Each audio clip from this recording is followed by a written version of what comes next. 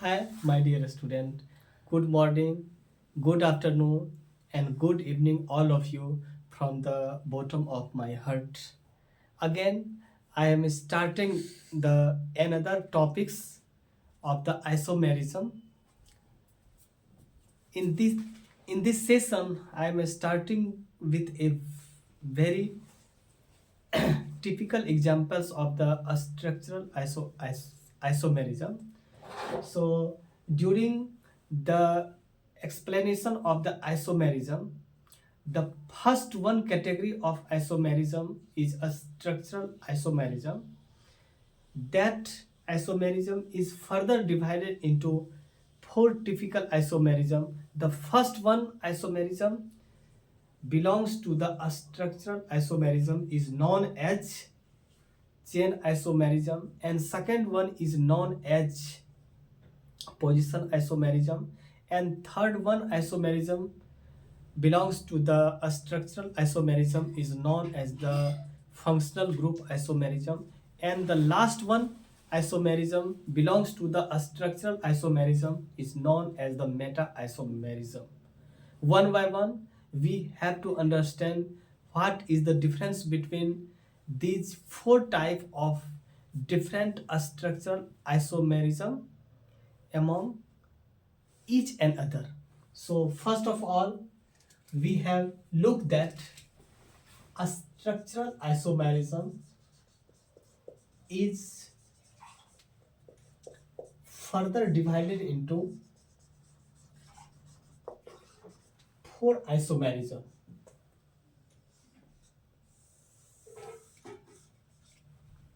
The first one is chain isomerism.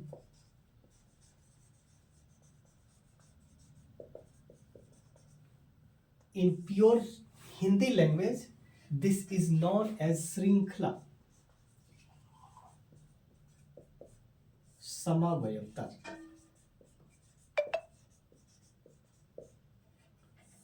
शुद्ध हिंदी भाषा में चेन आइसोमेरिज्म को श्रृंखला समवायता कहा जाता है. And second one isomerism belongs to the structural isomerism is known as position isomerism. Position isomerism.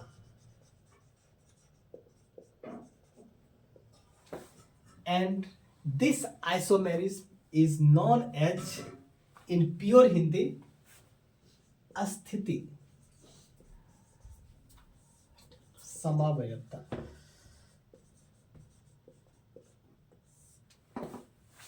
The third typical isomerism of the structural isomerism is known as functional group isomerism. Functional group isomerism.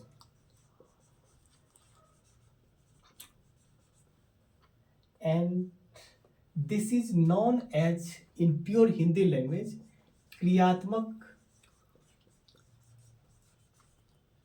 समूह समवायता. The last one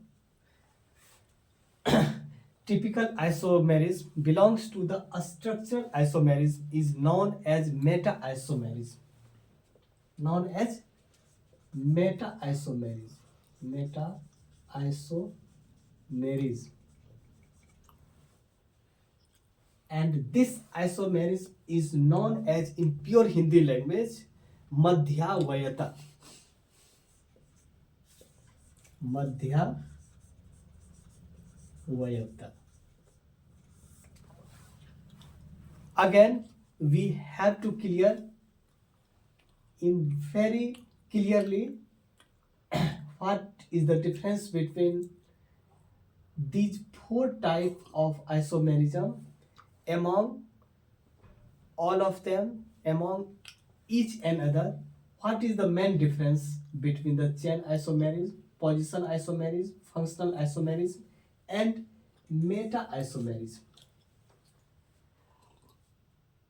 We have already see that the all type of isomerism have the same molecular formula, means the isomers has the same molecular formula, but they are differ according to the position, according to the functional group, according to the arises in the functional group, and they are further different according to the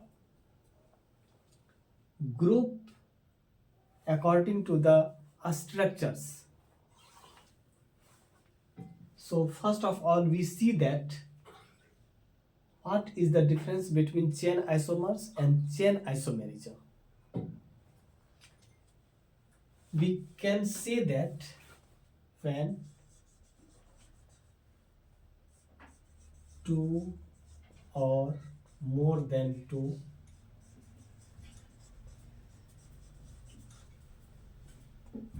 compound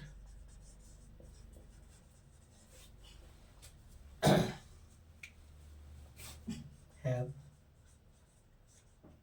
similar MF but differ in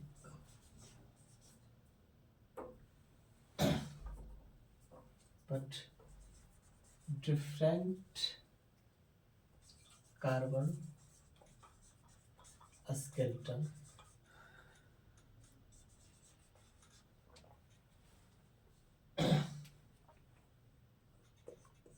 these are referred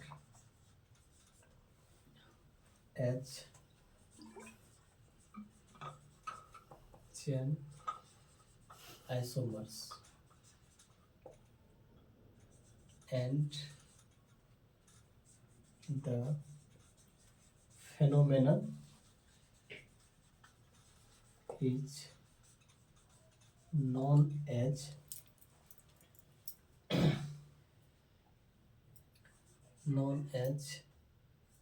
or termed as chain isomerism.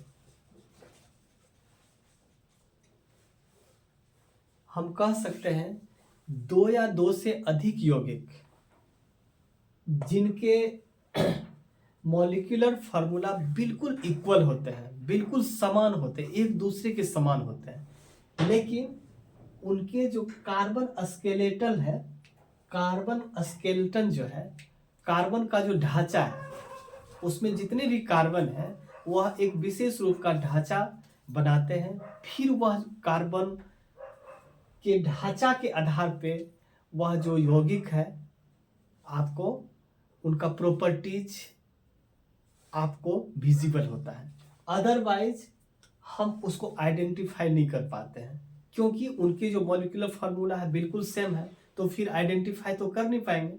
तो इसी वजह से उसके carbon skeletal के different के basis पे उस isomers को हम लोग पहचानते हैं, उस कार्बन को हम लोग पहचानते हैं, ताकि उसमें जो प्रॉपर्टीज है, उसके जो भौतिक गुण है या जो रासायनिक गुण है, वह बिल्कुल एक दूसरे से कितना डिफरेंट है, कितना भिन्न है, वो मुझे पता चल सके। तो इस पूरे परिदृश्य में अगर आप देखेंगे तो यह जो सेम मॉलिक्यूलर फार्मूला रहने के बावजूद भी वह अलग अलग तरह के यौगिक में जो प्रदर्शित होते हैं, उस फेनोमेनन को, मतलब उस परिघटना को हम लोग सम्मिलित रूप से कलेक्टिवली हम लोग उसको क्या बोलेंगे? चेन आइसोमेरिज्म बोलेंगे। कार्बन के मौजूदगी के कारण, कार्बन के ढांचा के मौजूदगी के कारण उसका जो भिन्नता उसमें मौजूद है, इसी वजह से हम लोग उसे चेन आइसोमर्स के संज्ञा से हम लोग उन्हें विभूषित करेंगे। तो सबसे पहले इसका साधारण एग्जाम्पल है सेम मॉलिक्यूलर फार्मूला C5H12 का।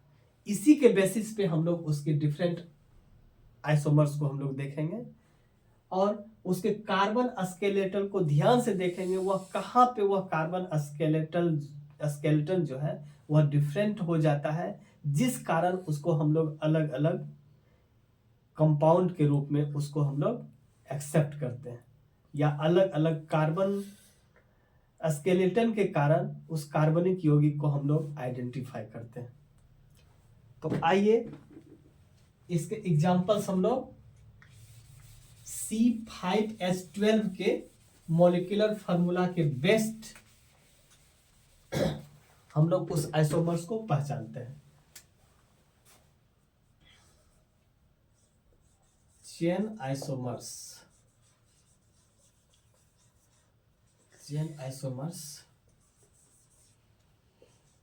ऑफ molecular formula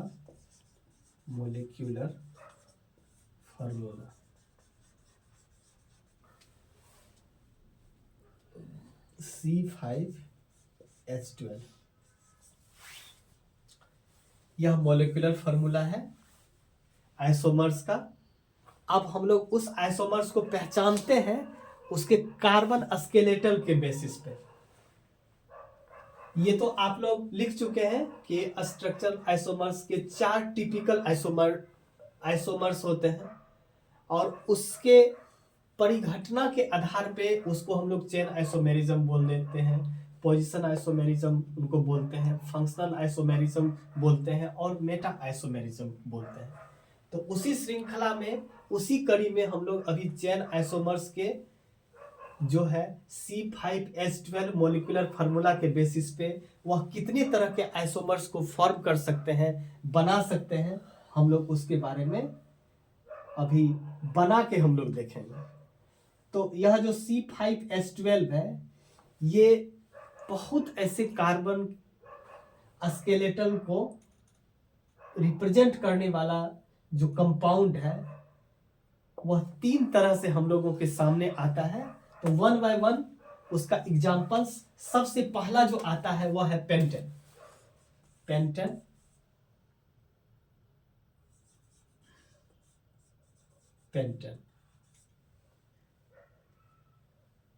इसको हम लोग एन पेंटेन भी बोल सकते हैं। एन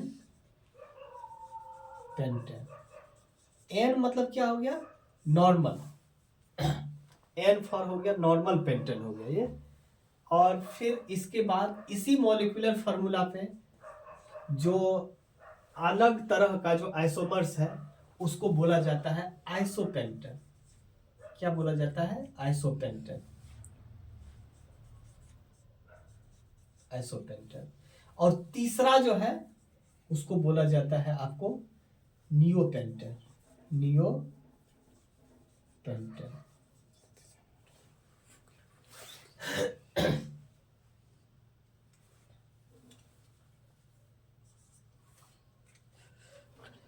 अब इसके हम लोग स्केलेटल को समझते हैं।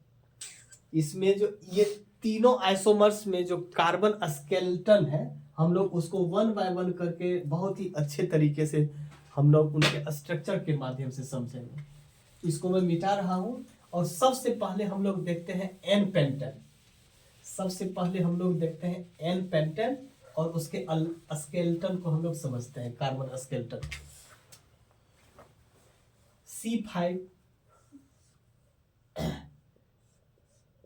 CH3 CH2 CH2 CH2 CH3। देखिए इसमें C5 और H12 है। सब इसके जो टर्मिनल कार्बन्स हैं दोनों तरफ, इसके साथ जो है 3 हाइड्रोजन के आइटम जो है कोवेलेंट बॉन्ड के द्वारा अटैच है। और इस टर्मिनल कार्बन पे भी जो हाइड्रोजन के 3 आइटम्स हैं वो कोवेलेंट बॉन्ड के द्वारा अटैच है। फिर ये कार्बन इस कार्बन के साथ अटैच है कोवेलेंट बॉन्ड के द्वारा, और इसके साथ जो है ऊपर नीचे 2 हाइड्रोजन आइटम अटैच है।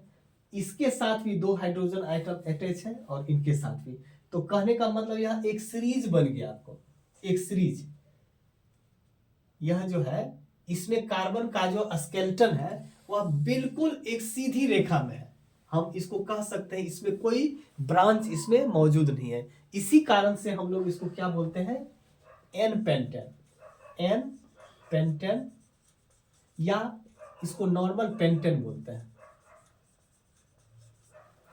अगर इसको आप और विस्तृत रूप में देखेंगे तो सी सी सी सी सी 1 2 3 4 5 इसके साथ आप 3 हाइड्रोजन को अटैच कर दीजिए, यहाँ भी 3 हाइड्रोजन अटैच कर दीजिए, इसमें 2 हाइड्रोजन अटैच है, इसके साथ 2 हाइड्रोजन आइटम जो है कोवैलेंट बॉन्ड के द्वारा आपको एसोसिएट है, इसके साथ 3 है। ये हो गया, ये एग्जांपल्स क्या हो गया एन पेंटेन का, यही कार्बन स्केलेटन है। अब दूसरा हम लोग देखेंगे आइसोपेंटेन। आइसोपेंटेन हम लोग किस बैकग्राउंड पे उसको बोलेंगे, कार्बन स्केलेटन में क्या डिफरेंट है, कहां पे, कितने नंबर पे, जिस कारण से हम लोग उसको आइसोपेंटेन बोलेंगे। इसमें क्या होता है कि टर्मिनल कार्बन के बीच यहां पे CH3 हो गया, इस कार्बन के बीच एक एल्काइल ग्रुप जो है अटैच रहता है, और यहां पे एक कार्बन है, फिर ये कार्बन जो है आपको CH2 और ये लास्ट में ये CH3 हो गया आपको। देखिए वही अगर इसका मॉलिक्यूलर फार्मूला कन्वर्ट करेंगे तो आपको C5H12 आएगा, 3 2 5 1 6 3 9 3 12 आ गया वही। C5 तो है ही, 1 2 3 4 5, C5H12 हो गया। लेकिन दो टर्मिनल कार्बन के बीच अगर कहीं पे भी एल्काइल ग्रुप में अगर वह कार्बन एक दूसरा कार्बन के साथ एसोसिएट हो जाता है तो इस वजह से हम लोग उसको आइसोपेंटेन बोलते हैं। ये हो गया आइसोपेंटेन।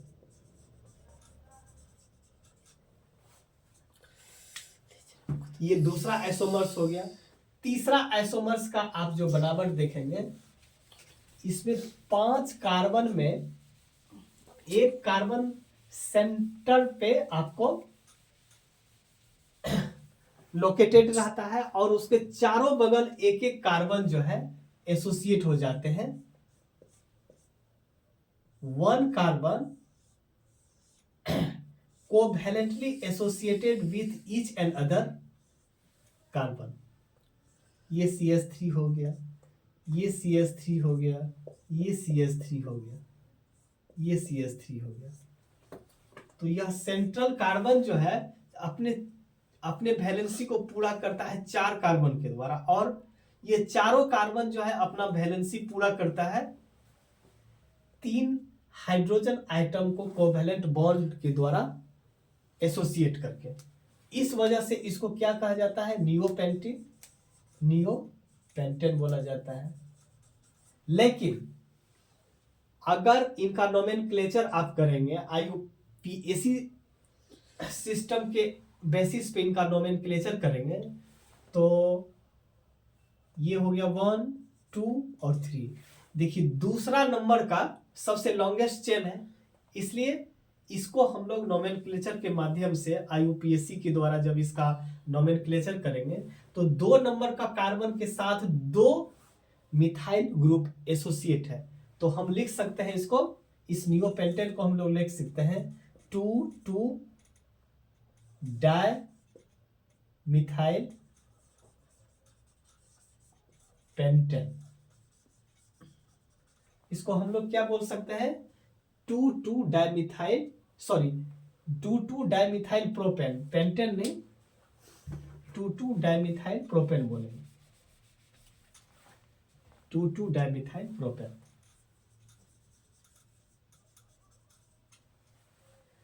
तो यही है, 2 या 2 से अधिक कार्बन हो गया, 2 या 2 से अधिक कंपाउंड हो गया, पेंटेन, आइसोपेंटेन और नियोपेंटेन। ये तीनों का जो मॉलिक्यूलर फार्मूला है बिल्कुल सेम होता है, और उनके जो डिफरेंस होते हैं उसमें क्या होते हैं, उनका डिफरेंस क्या होता है, सिर्फ कार्बन स्केलेटन का डिफरेंस होता है। इस वजह से हम लोग इसको चेन आइसोमर्स बोलते हैं। इसके बाद हम लोग जो नेक्स्ट आइसोमर्स है हम लोग वो पढ़ेंगे, जिस आइसोमर्स का नाम है और जिस फेनोमेनन का नाम है पोजीशन आइसोमर्स। हम लोग नेक्स्ट पढ़ेंगे पोजीशन आइसोमर्स। Position isomerism.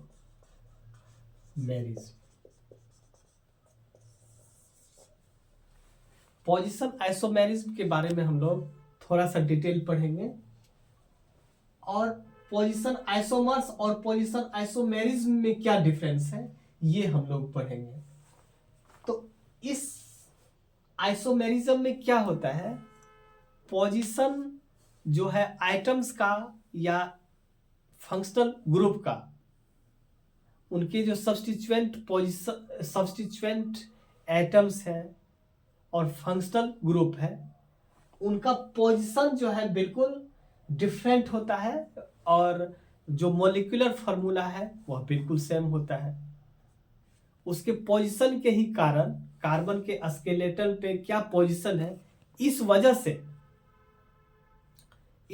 से उसका जो रिप्रेजेंटेशन है हम लोग देखेंगे वो कैसे दिखाई पड़ता है पोजीशन के संदर्भ में कार्बन स्केलेटन के ऊपर। तो आप लोग लिख सकते हैं 2 और when 2 or more than 2 compound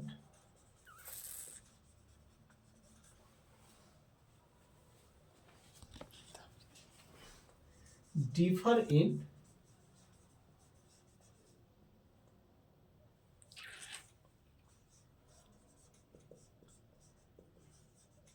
position of substituent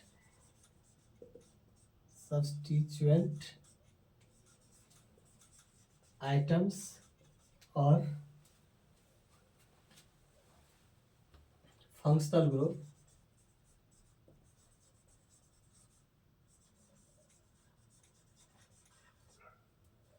on the carbon skeleton is referred to position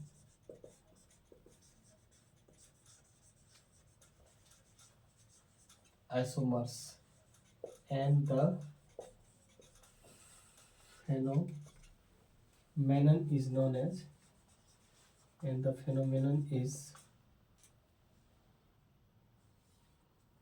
termed as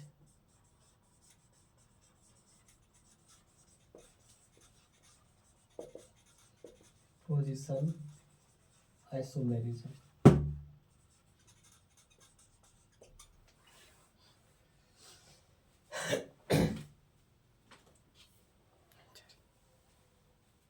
For example,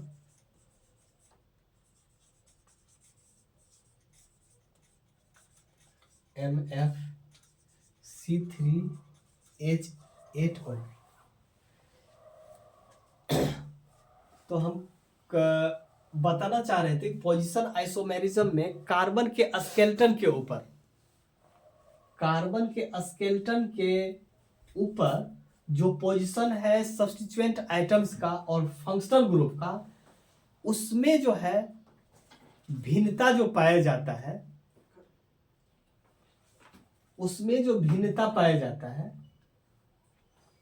उसी कारण से जो है पोजीशन आइसोमर्स का फॉर्मेशन होता है, उसका निर्माण होता है, वो बनता है।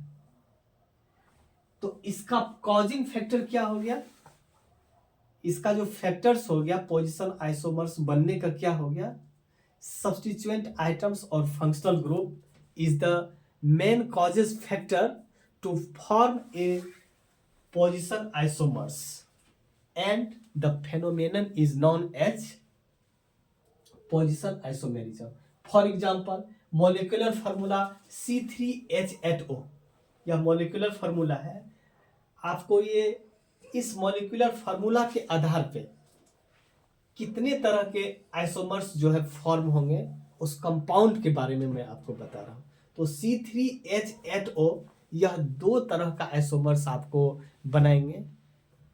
उस आइसोमर्स का नाम क्या है, प्रोप N1 और प्रोप N2 ऑल। देख लीजिए यह जो है 2 तरह का आइसोमर्स को फॉर्म करता है, यह 2 तरह का आइसोमर्स को फॉर्म करें।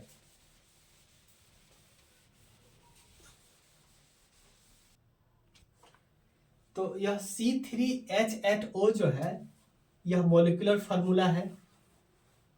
यह मॉलिक्यूलर फार्मूला किसी एक कार्बन का नहीं, एक कंपाउंड का नहीं है। यह मॉलिक्यूलर फार्मूला जो है मोर देन 2 कंपाउंड्स का है, जो आपको रिप्रेजेंट कर रहा है पोजीशन आइसोमर्स। तो पहला जो इनका आइसोमर्स है उसको आप देखिए CH3, फिर CH2, फिर ये लास्ट जो CH2 है इसके साथ वह एसोसिएट,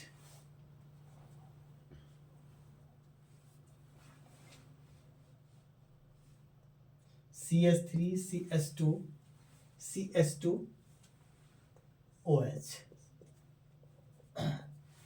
इसमें देखिए 3 2 5 2 7 1 8 1 2 3, देखिए इसमें 3 है, कार्बन इसमें 3 है। ये सीरीज में देखिए 1 2 3 इसमें 3 है, और इसके साथ जो है OH अटैच है इस कार्बन के द्वारा, जिसके साथ जो है यह OH ग्रुप है। और OH ग्रुप को हम लोग क्या बोलते हैं, फंक्शनल ग्रुप के फॉर्म में अल्कोहल बोलते हैं। तो यह क्या हो गया 1 2 3, तो 1 नंबर पे है। नंबरिंग कहाँ से किया जाता है, जो सबसे नियरेस्ट फंक्शनल ग्रुप होता है वहां से उस चेन का जो है नंबरिंग किया जाता है। तो यहाँ पे हम लोग लिखेंगे 1, ये 2, ये 3, तो 1 नंबर पे है, तो इसलिए क्या हो गया प्रोप N1 ऑल 1 नंबर पे है। फिर दूसरा आइसोमर्स इसका क्या हो जाएगा, प्रोप N2 ऑल हो जाएगा। CH3 C, यहां पे OH ग्रुप जुड़ जाएगा, एक H यहां पे हो जाएगा, फिर लास्ट में एक CH3 हो जाएगा। देखिए इसमें भी इसका MF देखिए सेम होता है, ये है ना, इसमें 3 है, यहाँ पे भी 1 2 3 हो गया। फिर इसमें हाइड्रोजन आइटम कितने हैं, 8 है, तो 3 3 6 7 1 8 और 1 ऑक्सीजन हो गया। सिर्फ इसके पोजीशन में डिफरेंट होने के कारण यह जो ग्रुप है, यह OH ग्रुप जो है यहाँ पहला पोजीशन पे था, इसलिए प्रोप N1 हो गया। और यहाँ पे क्या है, इसका पोजीशन क्या है, दूसरे नंबर के कार्बन पे, तो हो गया 1 2 3, तो हम लोग इसको क्या बोलेंगे, प्रोप N2 ऑल बोलेंगे। तो हम लोग पोजीशन आइसोमेरिज्म को यहीं पे खत्म करते हैं। इसके बाद जो 2 आइसोमेरिज्म जो बच गया है उसके आइसोमर्स के बारे में और उस आइसोमेरिज्म के बारे में हम लोग डिटेल से पढ़ेंगे। Thank you very much. इसके बेसिस पे जो भी मल्टीपल चॉइस क्वेश्चंस होंगे, मुझे उम्मीद है कि उनका जो आप आंसर का सिलेक्शन करेंगे बिल्कुल राइट चॉइस का सिलेक्शन करेंगे। Thank you very much all of you, God bless you.